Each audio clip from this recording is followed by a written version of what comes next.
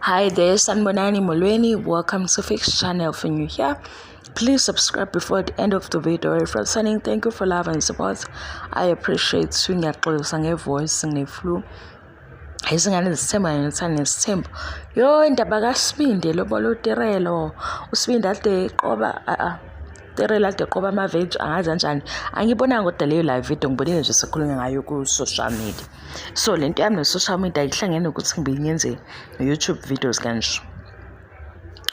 So lento mayivela ke khona vela bathi asilindile sifuna ukubona because bazi ukuthi uSibindi noTirelo kade bendawonye.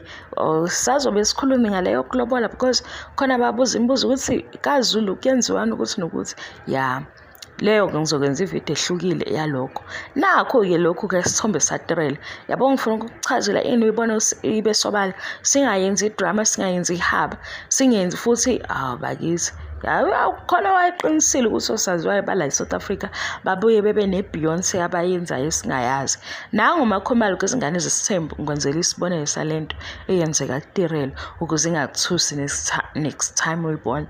Nangu makhomalo Msiliku, third wife kababa Msiliku, makhomalo ku social media Instagram, Facebook, unesithombe sakhe ephethe isibhamu. Siyabona ukuthi umakhomalo ufunda ukudubula. Right, siyabona ukuthi la ekhona uzofunda. Yes. So makhomalo ufake isithombe angikhumbula caption ithini. Siku Facebook siku Instagram. Because umakhomalo simazi ukisithembu ukuthana nesithembu as a third wife. Siyaqala ke siyahleka lana ukuthi hayibo umakhomalo asiyenzi kuphela kube into esindayo. Hayibo umakhomalo sefunda ukudubula. Kwenze njani? Yebo umzumbe kisho ukuthi kuyashuba. Mase befunde nje ukudubula. Nangu makhomalo ephethe isibhamu. Kodwa hayi ukuthi ngoba kunjalo ngabe efunda ukudubula ngoba efuna ukwazi nje ukuthi isibhamu sisetshenziswa kanjani esibonile futhi isidingo. Makhomalo ngisovezele lesithombe. Isithombe esivela sinomakhomalo kuphela awekho amanye amakhosikazi. Mase sifika season 7 ila sesithola ukuthi bebehambile bonke beyofunda. Buphatha isibhamu nokudubula nayo yonke lonto beye onke amakhosikazi abamsele. Kodwa lo active ke ku social media ubani umakhomalo. Ingakho kumakhomalo ezonakwa. Ngubani usuke wavela lapha yakuthana nesithembu ezonkosikazi kababa Msiliku okwisithembu. Kuzokwenzeka ukuthi into noma ayipostayo ingahlangani nesithembu abanye bayithathe ngaleyo ndlela. Kodwa kusho ukuthi nabantu aba-obsessed ngomakhomalo mhlawumbe abanempilo emile because umakhomalo balinde ukuthi aposte isithombe sakhe mase beyadecide ukuthi benze njani for lolo suku yabo. Hayi ke ngedrama yaza ngazi isikansi kwenzeka kanjani kulaba abathanda izingane zesithembu nababuka le TV show kunedrama abanayo.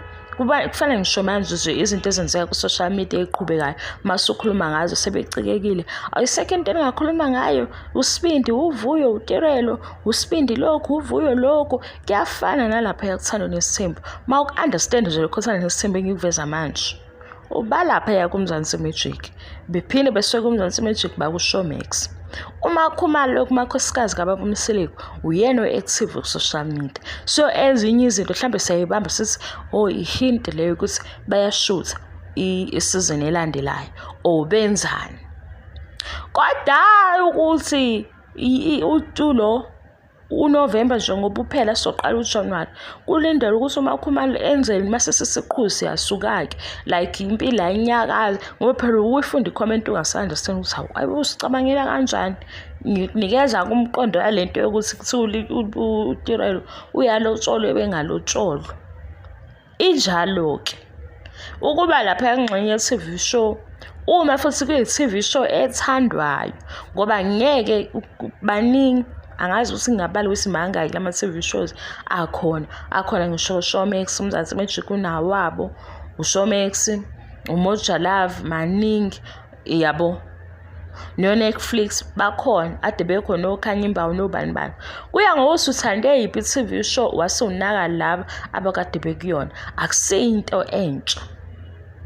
ngisho abaphesheya banawo ama-shows anje nawo baqamba amanga futhi kuwona baya-act khona le phesheya osaziwayo-ke laba bakhulu beqamba amanga kanjani belokhu besho bethi kodwa-ke seyi-reality show yonke into esenza i-real abantu belandele ukuthi benza nge-social media ngobani bababuka lapha ku-TV bebeka imibono yabo vele-ke akuzukuba iqiniso kwaphela lo muntu usuke ungahleli naye mayeshutha isithombe omunye akasho nokuthi ushuthe ubani ubona isithombe ube nomqondo ukuthi hawu kwenzakalani la yingakho-ke notirelo lapha kwi-live video mangabe bekwi-live video abambonile bathi hawu nangu uqale nini ukuthi ama-veggie ewahlubele lapha kwikhamera shuthi-ke kuze abakhongi yabo abantu bayiqambela leyo nto kodwa nje alikho ihaba layo ukuthi mhlawumbe sengafila kanjani omunye naye afile kanjani nje injalo okunye-ke abantu bayathanda ukuyidlalela bakithi uma bengakuthukanga nje kuphela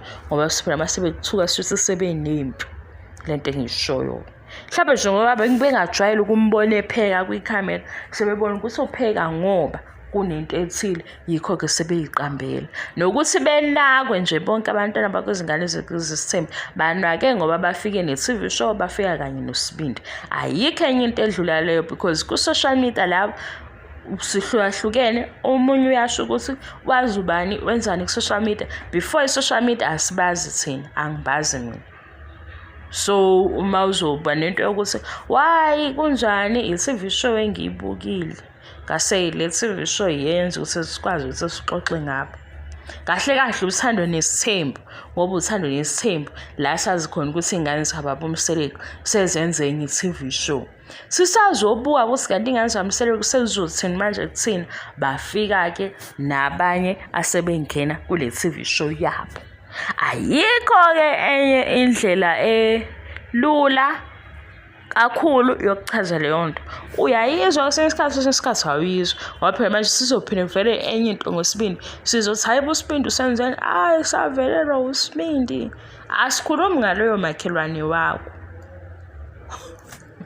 hey guys yabo le flow engiphethe indlela engibhora ngayo ukuthi ingikhulumisa kanje manje yikho ngathi ngiyathetha izwi lami aliphumi kahle yo mina ngazi ukuthi ngivelelwe ibhadi lami iflu ezongiphatha unyaka kuphela ivele idonseke nayo ayingihloniphi iflu guys ngiyayithenga zonke izinto mina ngisho ngiye kadokotela ivele thatha isikhathi sayo ayisheshisi mayifuna ukuqeda isonto lonke iyaliqeda iflu kimi yikho nje ngayithandi ngoba sengiyazi ngaphathwa iflu izwi lami liyasha akwenzekile ngingashizwe zibe khona izinto kuze kube yifamasi sekugcwele izinto ngiyisebenzise kuvele nje kuphela insuku zayo kahle hle ngize ngiyibuza ukuthi mhlambe bengafanele ngithenge i-medication ngiyeke lento iphelele kodwa kuyafana futhi kuthatha isikhathi manje ngize nje ngikhuluma ngimemeza omunye ngathi hawu fix ucasukile mangikhulumela phansi akuzwakali yonke indawo nje la ngingena khona fanele ngikhulume kanje ngikhulumele phezulu ukuze ngizwakale nanje ingakho yini ngizwa ngihleka la ngoba ngiyazi ukuthi omunye uzothi hayibo wazwacasuka ngizocasula yini ngizocasula uMakhumalo ngoba ade ngibabuka nje ade ngimbuka ngale kuShowmax uMakhumalo kuyilo kwi-R Show Deal Season 2 uma sengathi ngikhuluma ngale show R Show Deal sengikhuluma ngokuthi uMakhumalo uku-season 2 ukhona uzothi uMakhumalo anisamyeki kanjani kodwa njalo ngikhuluma nge-R Show Deal ayi guys ezinye izinto ngeke kanti nizenzelani nani izinto ezi-wrong niyibona nanokuthi nje ivideo ibonile ukuthi ikhuluma ngobani uma ungafuni ukuyilalela yindaba uyibuke pho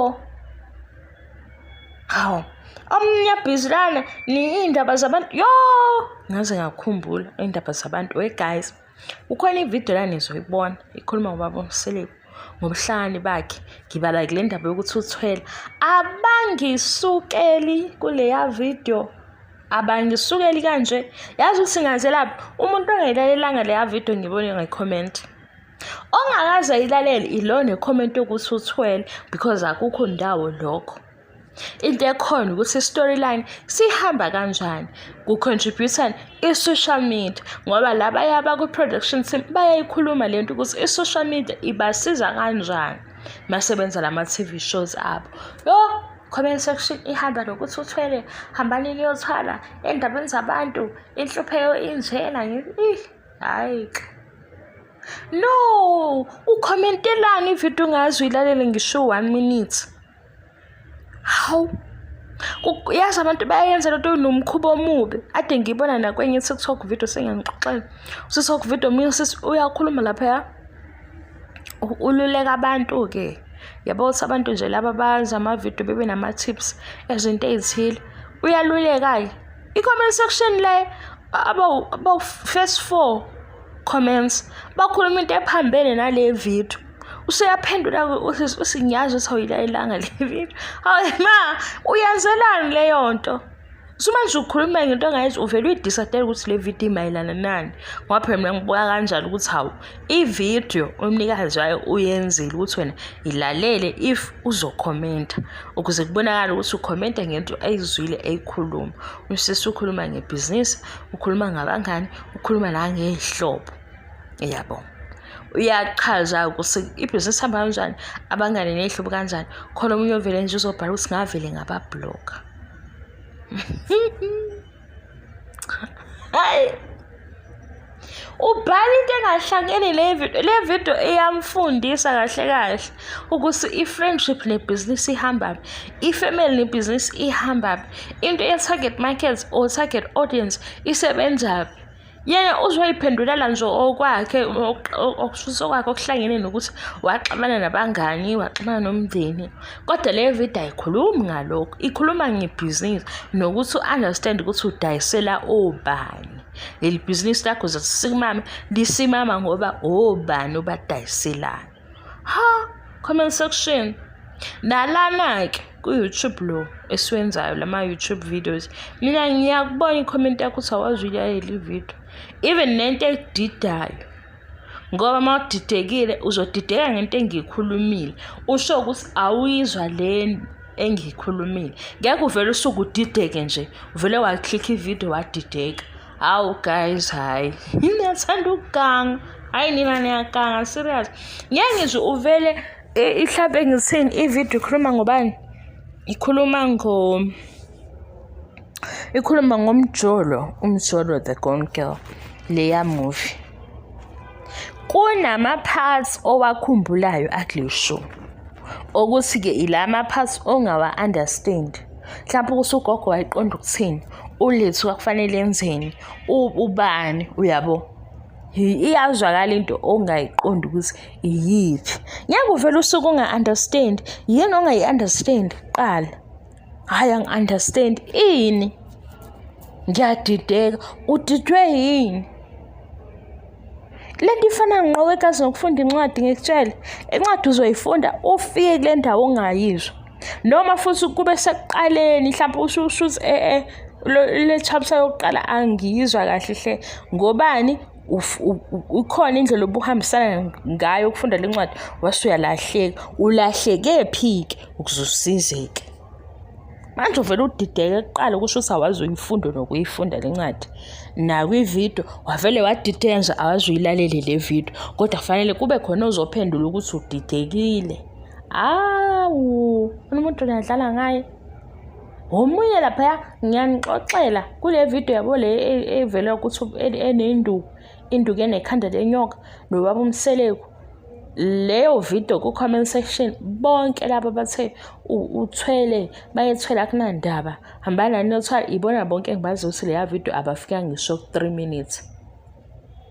Because mawufike 3 minutes ngeke weqwe indaba yokuthi into esiyibukayo ilobuhlakani ngeso lamalume obekhuluma kuleya interview nento ayisho ngedirection yothando nesithembu. Ukuthi why le TV show eqaleni bekufuneka ukuthi ibe khona. Wayetheni ubaba umseleku ekhuluma naye. Hey ngisazophinde ngiyenze futhi le video ngoba hayibo wekazi bayangibasela labantu ngoba njalo bazofika nje bethi ukuthi niyahlupheka. Ngibona abantu abathwele kunjani ngithi le video awaze kuzoyilalela sengiyazi. Sengiyazi ukuthi uyilalelanga kodwa kufanele ukuthi ngikuphendule. Leyo part ke etrick. Uthi ngazi kahle ukuthi awuyilalelile i-video, fanele ngikuphendule kodwa. noma udidekile, ngiyazi ukuthi udideke ngoba ividiyo awuyilalelanga, fanele ngikuphendule kodwa. Wow, ngiyabonga isaphothi, izwi lami lishile lingikhulumisa kabi.